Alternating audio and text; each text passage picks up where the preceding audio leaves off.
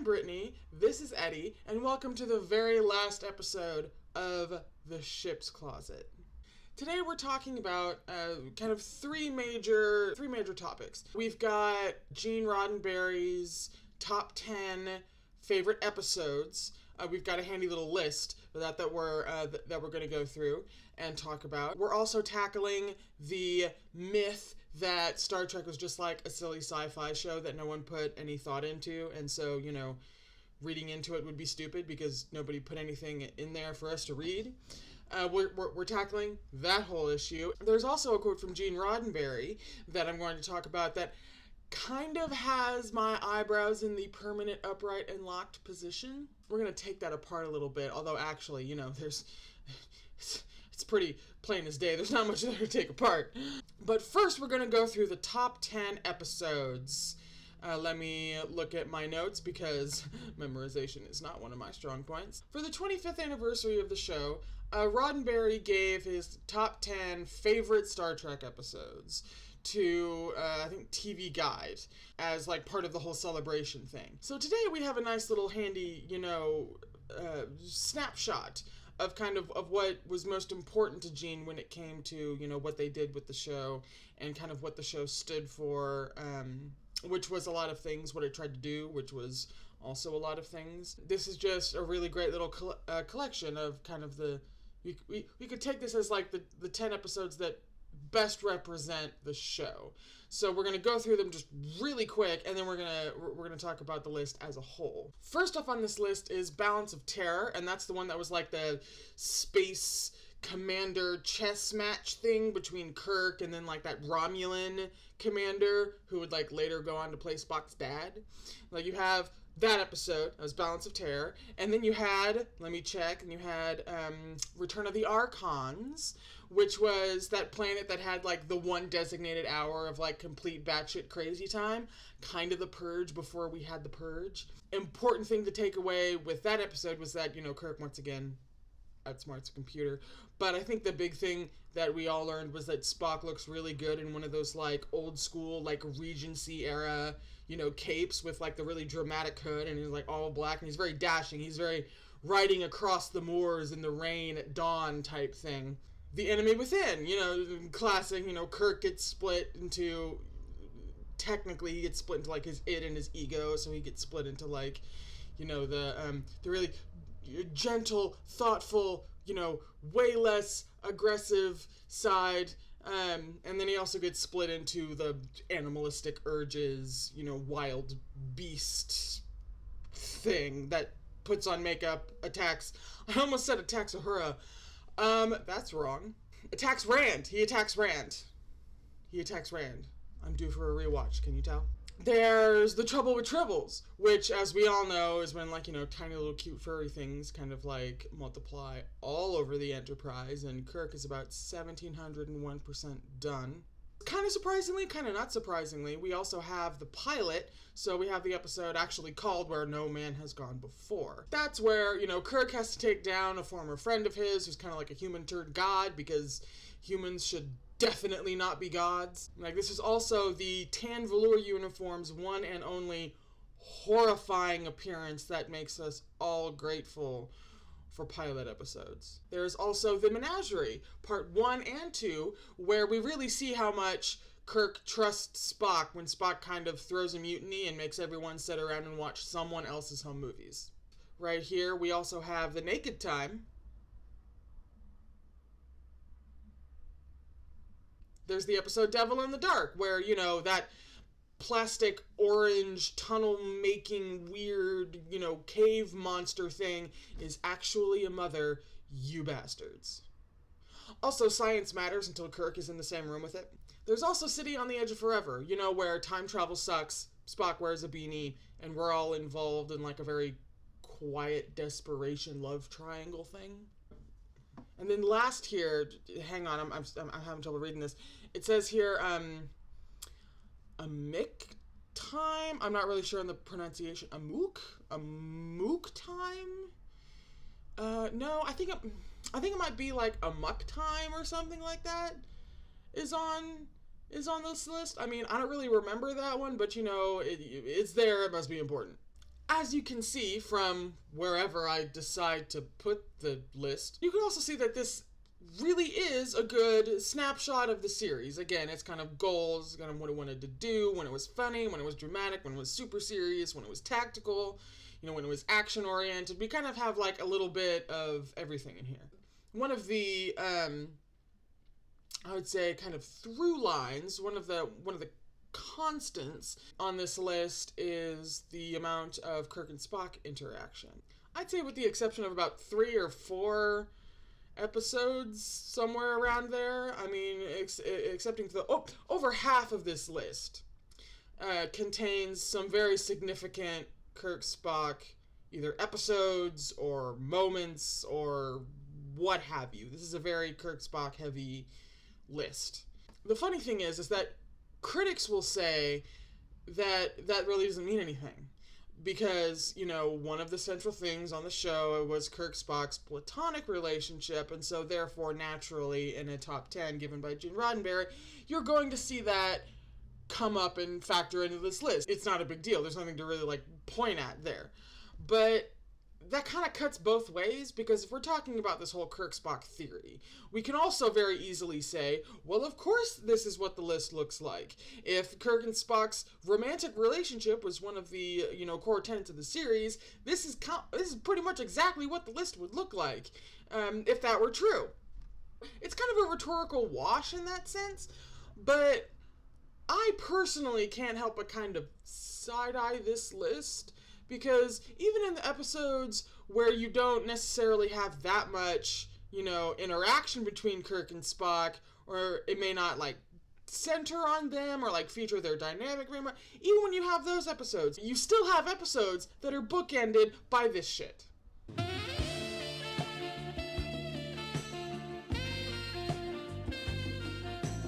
So you see what I mean? There's a lot of Kirk Spock content. I mean, this even has the episode where Spock catches fuck or die, and it gets cured by rolling around on the ground with Kirk and witnessing his alleged death.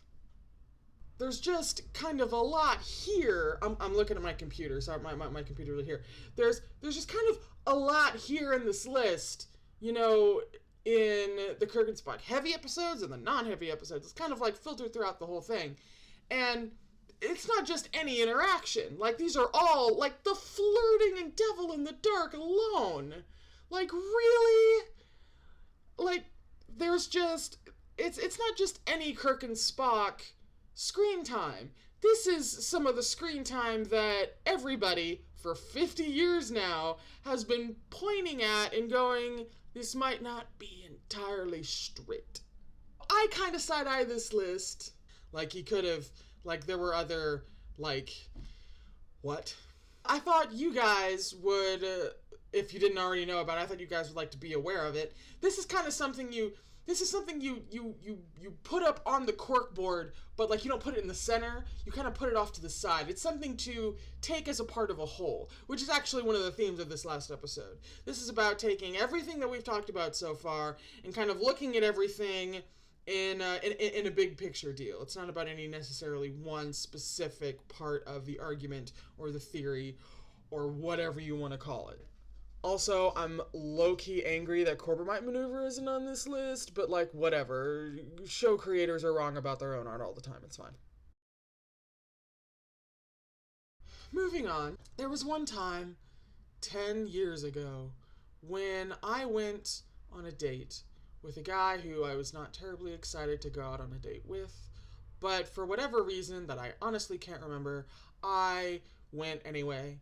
And we went and we saw a movie, and while we were waiting to be let into the theater, we were hanging out in the lobby, as you do, and you were talking, as you do, and I had kind of discovered, I'd found the original series 4 months ago, 4 months prior.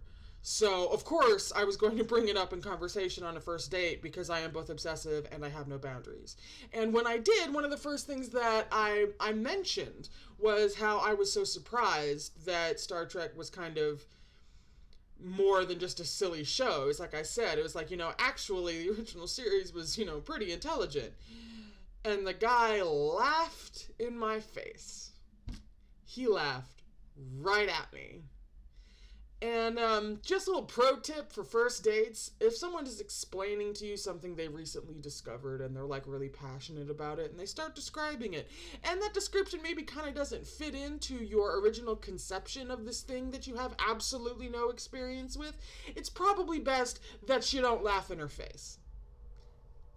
That's just a little, just in case you were ever considering doing that, I would suggest that you don't. And really that feeds into, you know, the greater myth of the show, is that people who haven't really seen it or been exposed to it or heard a lot about it, like they don't have a Trekkie in their immediate family. The people who don't really know about the show tend to either take a glance at it or take a look at it or probably watch one of the montages of, you know, Shatner's horrible acting, which I could make a whole other fucking video about, but that's beside the point. They don't have much experience with it, and so they kind of see one thing and they label it as, it's like, oh, it's the Dog Alien series. It's just stupid, silly sci-fi. Maybe they don't have a great opinion of sci-fi as a whole, and so they just kind of write it off. Like, it goes on forever. Like, they're just super dismissive and insulting to the people who have been very passionate about this show for a very long time. Like, half a century.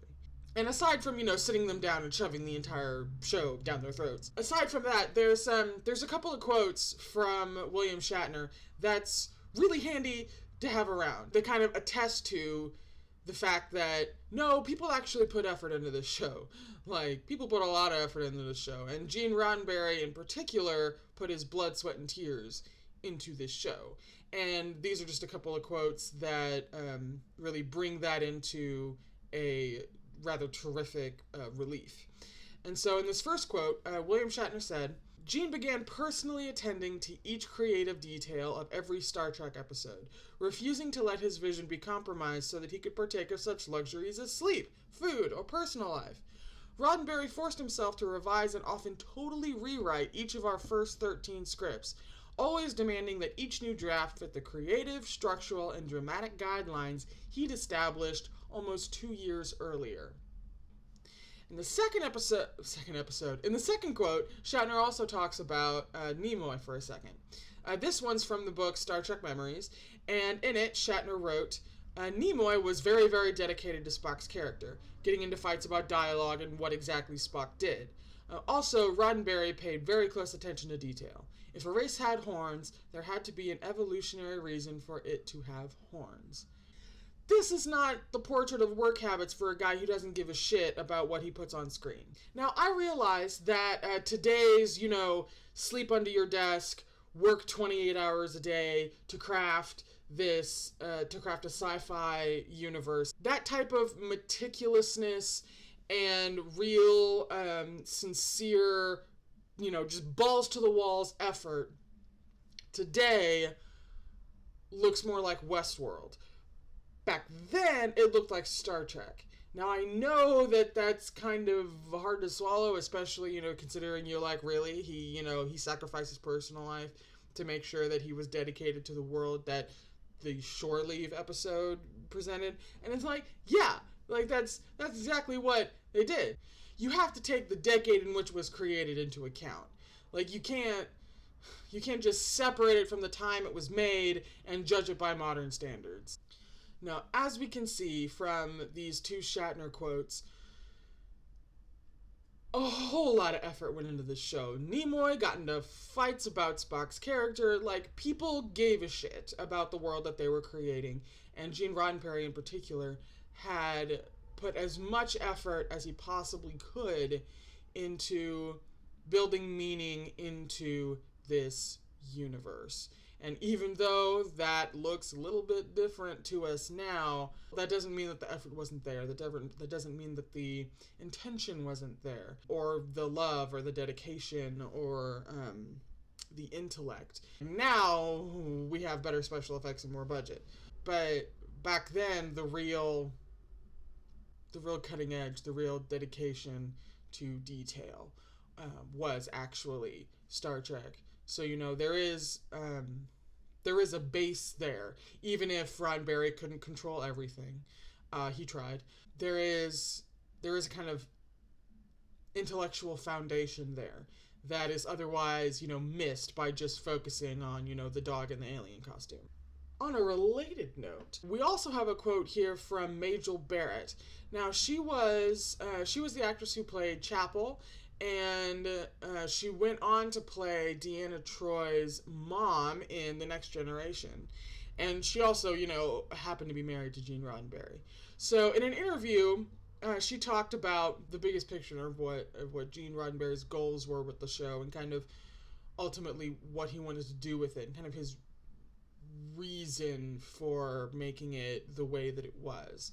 And so she said, Gene wanted to find someone intelligent out there to go ahead and talk to. And so he found the audience, which is something that the networks never counted on, that these people could actually have intelligence. He wanted to be a writer, he wanted to get paid for his writing, he wanted to make a living at doing only that, and the fact that he also wanted the chance to put down his ideas on paper, he knew that he couldn't do it in the era that he was in. Censorship was so bad in those days that if you could take things and switch them around a little bit, and maybe paint somebody green, and perhaps put weird outfits on them, and so forth, he could get some of his ideas across, because they wouldn't hit the censors. The censors weren't, in those days, really scanning every word, I guess, and so he got a lot of ideas through, and that's how Star Trek got born.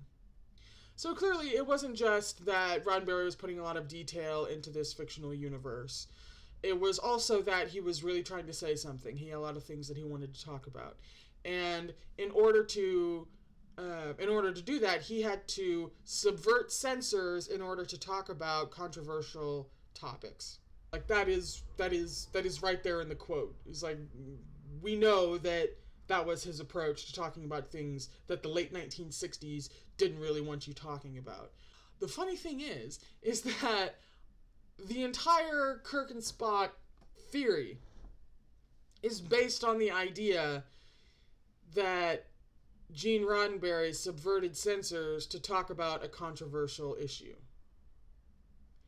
So, like, when we talk about this, we're not pulling things out of thin air. This isn't some, like, fangirlish fever dream. We're not saying, it's like, what if he just decided to subvert censors to talk about this controversial issue? What if he just, like, did that? It's like, that's not coming out of nowhere. It's like he did that all the time. And now, today, subversion today does not look like subversion in the late 1960s. In the 1960s, in the 1960s, that part's important. In the 1960s, you could paint a civil warring alien race half black and half white, and it would get past censors.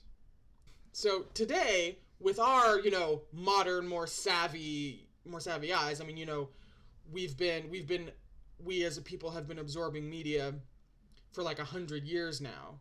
And, we're a much more sophisticated audience. Some evidence to the contrary. But we're a much more sophisticated viewing audience. You have to get up earlier in the morning to pull something over our heads than you used to.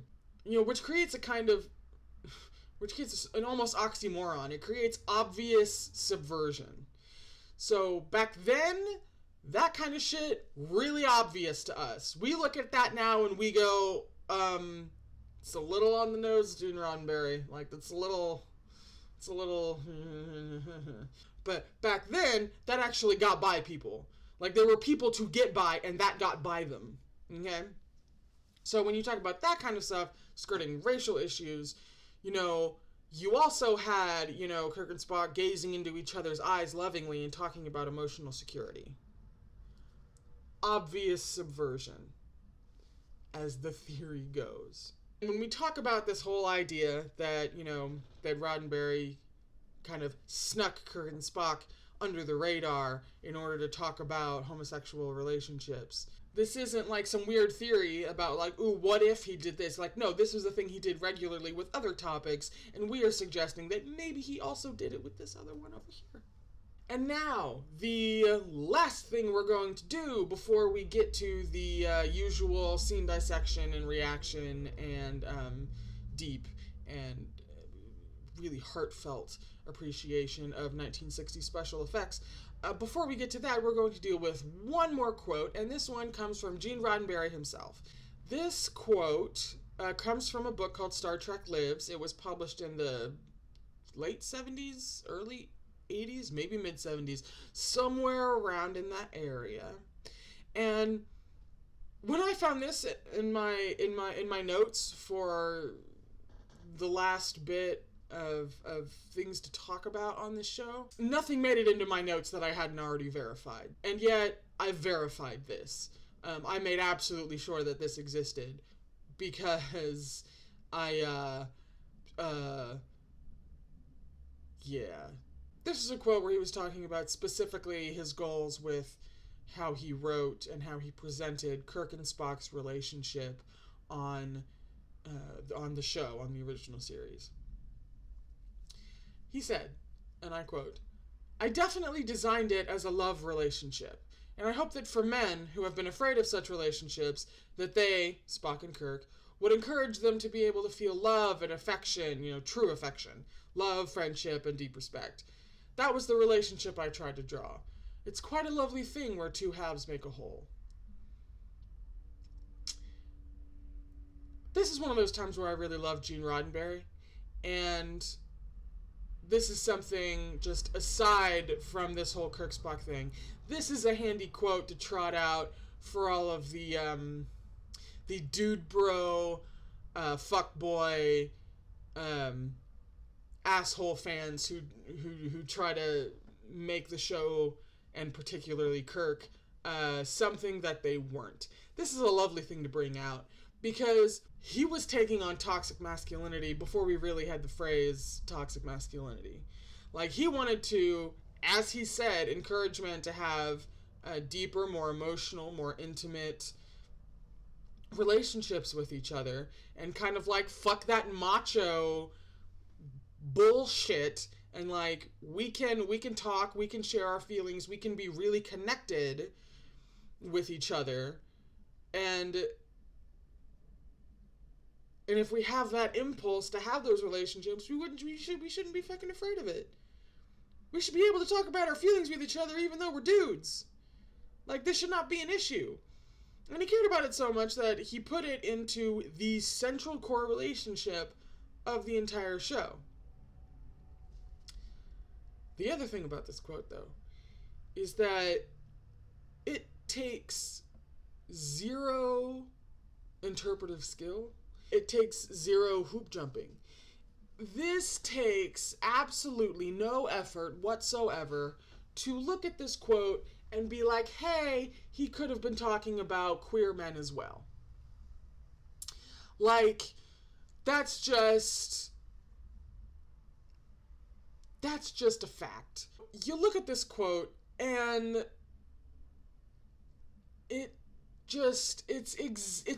it's also, aside from the absolutely legitimate toxic masculinity thing, this also completely applies to queer relationships of the time. I hope that men who have been afraid of such relationships, that they would be encouraged to be able to feel that kind of love and affection. Like, there's no, like, I almost don't have a job to do. I almost don't have anything to say, because it's just that apparent. Just because he said it out loud and, like, and therefore on the fly, like, this doesn't take any, like, deep planning to kind of come up with this ambiguity. Like, he could very easily be talking about queer men without saying the words queer men. Eddie break, hang on. Some people will look at this quote and be like, boom, done, 100% confirmation, like, put this in the center of the corkboard, like, we're done here, we don't need to, like, Illuminati confirmed, like, this is our job, game, set, match, good game, we can all go home. Some people will look at this quote and think that, and that's absolutely valid. I think on the other end of the spectrum, this quote is at least ambiguous. Like, come on. I don't think you could give this debate or this discussion or whatever kind of its fair weight without looking at this going, this is at least ambiguous. At that point, if you're looking at this, especially if you're looking at this, along with everything else, and you're still like, no, this 100% means that, It's like now you're just being an ostrich. Okay? Now you're just clinging to your original point. Like you can't really say that this isn't at least ambiguous, bro. Like, come on. And I mean, like, it's quite a lovely thing where two halves make a whole. Like, shut the fuck up. So now we come to the scene reaction and dissection. But this is a scene that, I haven't seen regularly in a very long time. You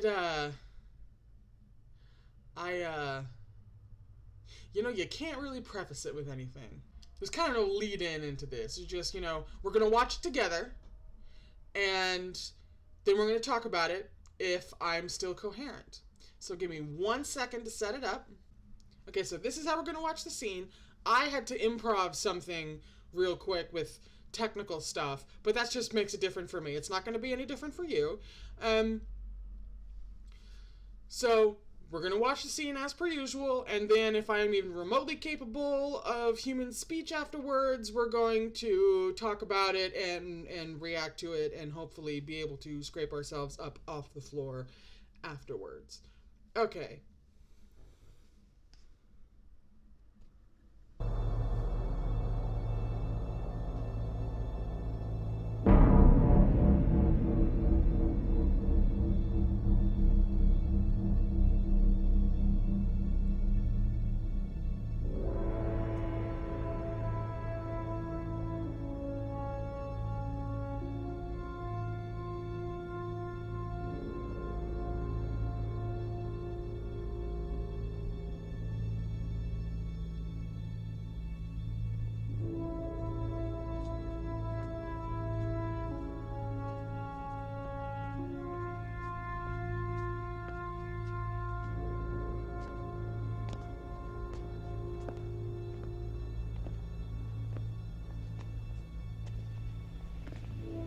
I'm all right, Jim. What about Spock? Only time will answer. Kirk, I thank you. What you have done is... What I have done, I had to do. But at what cost? Your ship, your son. If I hadn't tried, the cost would have been my soul.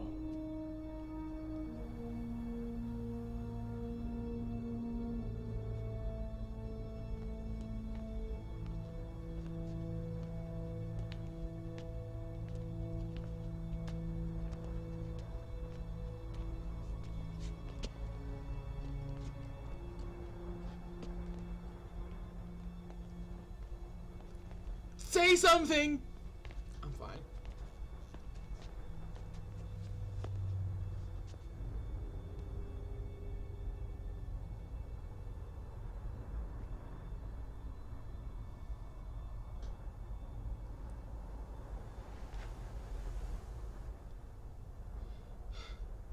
The hair.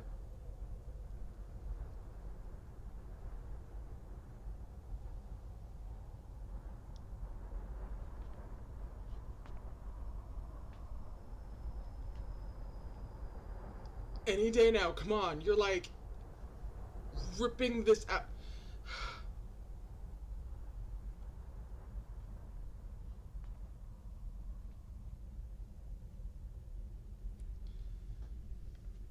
Just cut everything with a knife. Just all the things. The tension, my soul, my heart, whatever.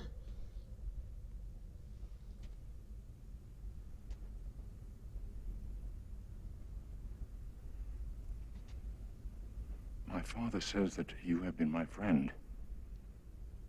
You came back for me. You would have done the same for me? Why would you do this? There are a few reasons. Because the needs of the one outweighed the needs of the many.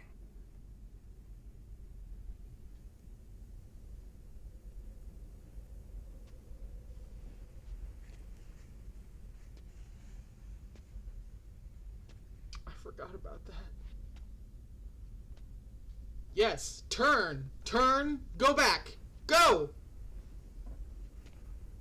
I have been, and ever shall be, your friend. Yes. Yes, Spock. Yeah! The ship. Yeah? Out of danger. You saved the ship. You saved us all. Don't you remember?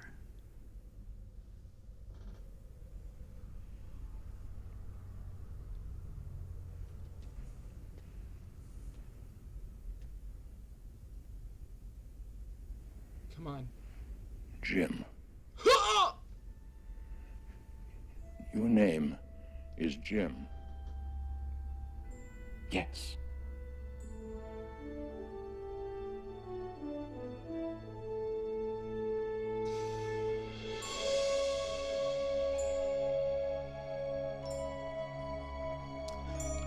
Fine.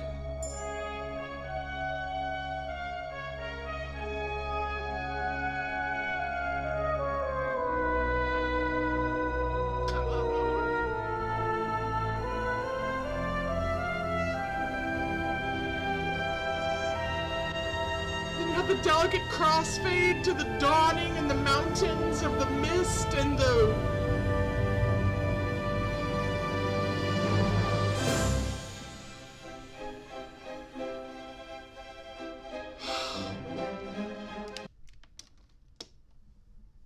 I'm done. I'm so done. I'm so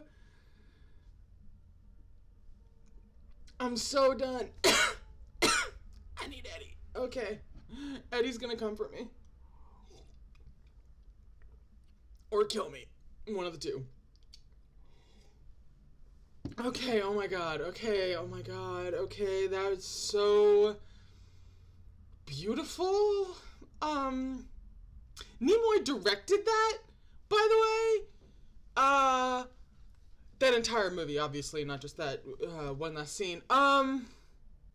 So, first of all, what I didn't remember, as in I completely fucking forgot, and I really kind of don't know how, is Kirk's complete inversion of the needs of the many outweigh the needs of the few. Saying like the needs of the one, the needs of the one.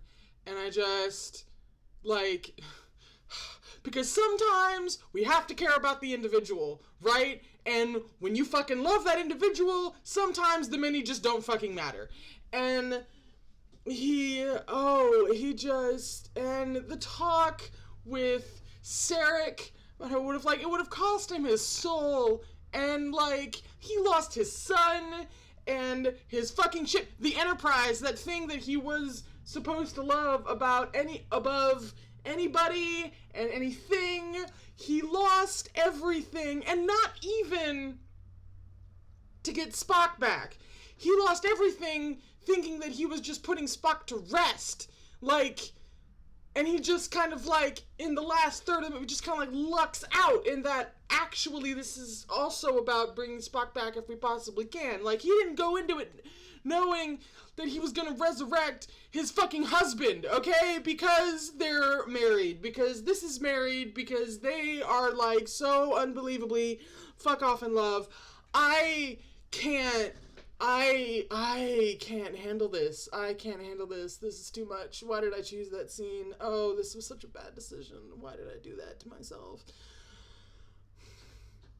It's just, everything from top to bottom is beautiful. They did this at dawn. They did this at like the romantic, you have that romantic fade out with the, it's just all so fucking romantic. I don't even know why what? On what planet do you see stuff like that and not even entertain the interpretation that they are absolutely husbands? How do you just shirk that off? I don't understand straight dudes. There is such a deep emotional tension here that completely depends on William Shatner. And this is, another reason why I could make an entirely separate video about his acting abilities and weaknesses.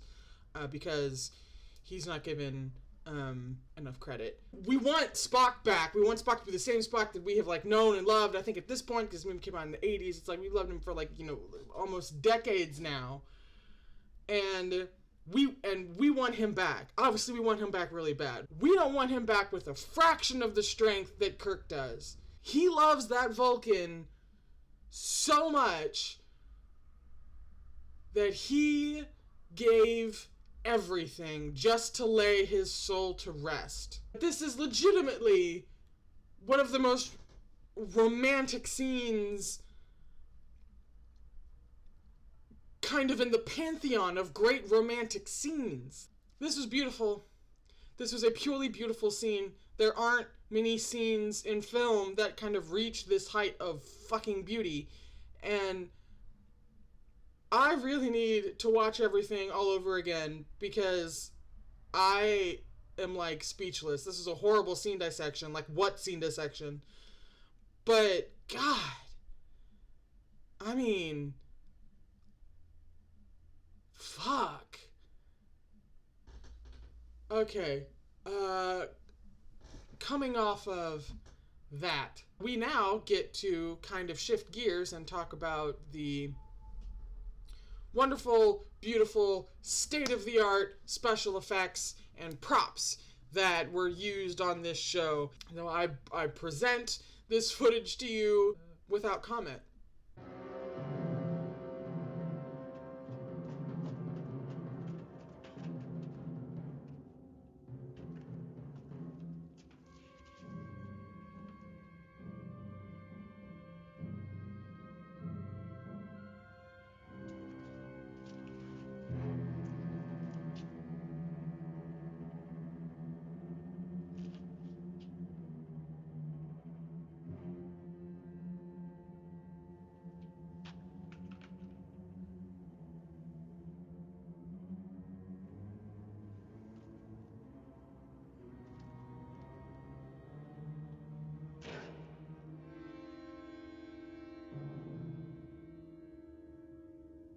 I really hope that stalactite bought him a drink.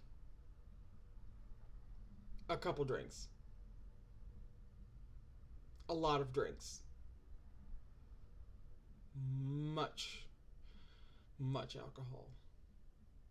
But if he did, then, well, yay 60s. One more thing I want to say before we wrap it up here and before we say goodbye for the last time.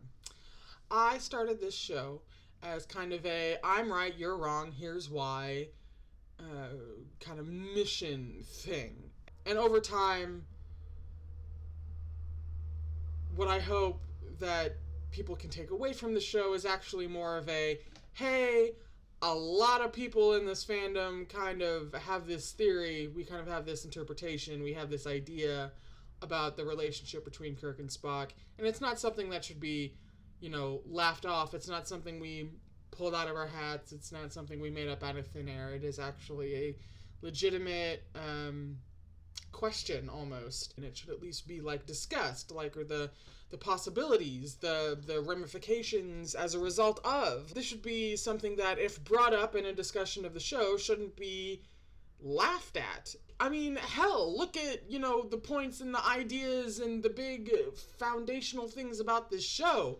We should all be open to discussion and open to new ideas if we are all, really, if we're all really taking into account and we're really jumping on Roddenberry's idealistic bandwagon. I would hope that this encourages discussion, as opposed to there's a right and there's a wrong and you can pick a side. I would hope that this encourages something a little bit more nuanced than that at the end of the day, even though it did start out in more of that black and white area. And so now we say goodbye. And I've got a Hamilton song stuck in my head, and that was a really bad idea. This show has been unfinished for 10 years. And now it's done. If you were around in the beginning and you somehow made it to this video in real time, that's impressive. And you have my whole entire heart. Actually, who am I kidding? Every single person who watches this has my whole entire heart. This isn't the end of the channel. I hope to do more things. If I can figure out the technical end, I would love to watch things with you. And kind of like, you know, there for gaming, there's Let's Plays. I would kind of like to do Let's Watches. So let me know if you would like to see more of that. So I do have ideas for this channel, but this particular part of the channel and the reason it began has now come to an end. So I hope you enjoyed it. I hope I got to tell you a couple things you didn't know, and maybe we got to laugh together about some things that we did know. This is kind of an amazing feeling right now. And if you were ever wondering what finishing something feels like, it feels pretty good. Thank you for watching, and I love you so much, and I love the way that we can experience this kind of thing together, and I hope to keep doing it in the future. But for now,